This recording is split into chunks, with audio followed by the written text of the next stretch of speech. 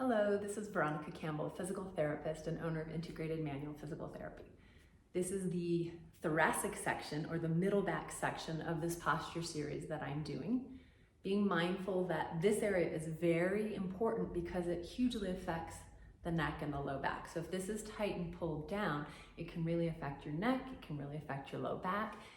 Because the thoracic spine connects to all the ribs, all of that can really affect your diaphragm, breath, energy exchange, right, for oxygen, and how much pressure is on the viscera or the organ system. So know that all these pieces are connected, but having tools to open this area up is really wonderful. Of course, that inhale, exhale, shoulder blade reset, as I like to call it, is important. Again, letting the sternum drop, letting your rib cage soften and working with breath there. So it's not a slouch, it's a good alignment and then a soften.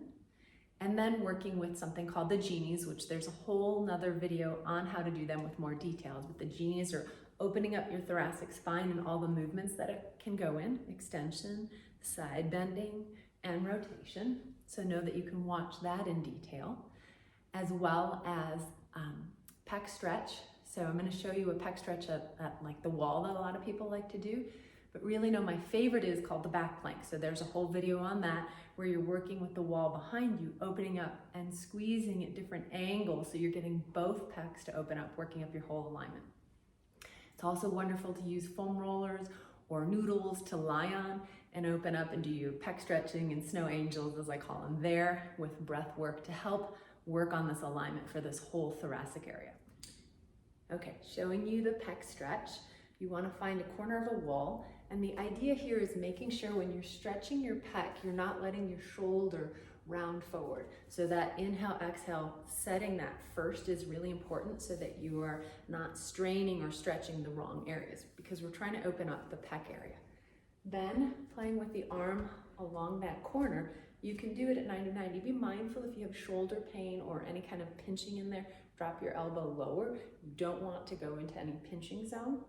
And then I'll play with simply lunging slowly in and out, or holding and breathing in and out, just to start to open this up. Or one of my favorites is slowly sliding that arm up and down the wall where I have a little bit of tension. So not a maximal tension, never causing a pinching or pain sensation, but just creating a little bit of tension and opening that up.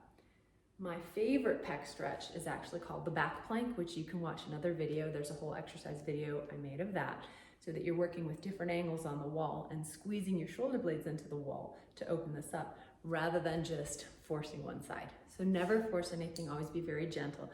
Add breath, add movement, and make sure it doesn't hurt. And taking breaks periodically, right? Every hour or so, and opening this up. If you have a lot of neck and back pain, this could really be helpful.